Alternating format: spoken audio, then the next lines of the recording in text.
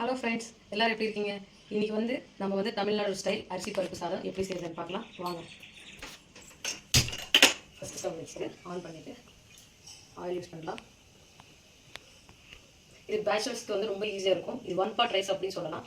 கொஞ்சமாக எண்ணெய் போட்டுட்டு கொஞ்சமாக போட்டேன். ஆயில் ஹீட் அப்புறம் ஜீரகம். ஸோ இதுக்கு தாளிக்கிறது ஒரே ஜீரகம் தான் போடுவாங்க.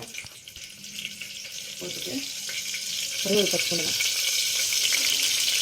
அதுக்கப்புறம் சின்ன வெங்காயம் 400 ரூபாய் சாம்பார் ரூபாய் இருந்தார்.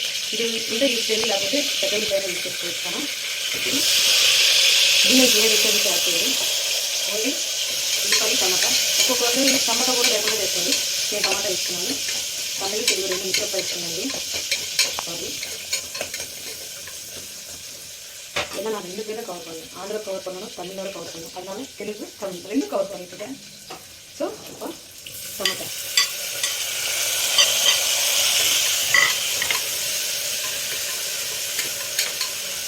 ஓகே.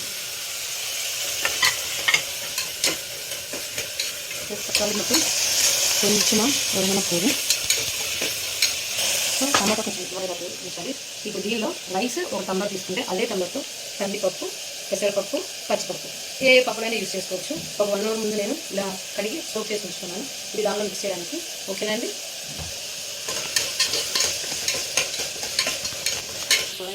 కొంచెం ఉప్పు పోతుందా, அப்புறம் பச்சை மிளகாய் கொஞ்சம் தான் போட்டேன். லைட்டாக கொஞ்சமாக காரம் போட்டேன். நான் அந்த கலருக்காக மிக்ஸ் பண்ணிக்கலாம். సో ఇప్పుడు తக்காளி வெங்காயம் வதங்கிடுச்சு. ఇది 1 cup రైస్కి 1 cup water, 2 cups water, sorry 1 cup రైస్కి 2 cups వాటర్. పప్పు రైస్ 2 తీసుకున్నాం కాబట్టి 4 cups వాటర్. వాటర్ కొంచెం బాయిల్ అవ్వాలి. సేమ్ వాటర్ ఇలా బాయిల్ వచ్చిన తర్వాత నానబెట్టుకున్న రైస్ వేసుకున్నాం. దీనిలో పప్పు రైస్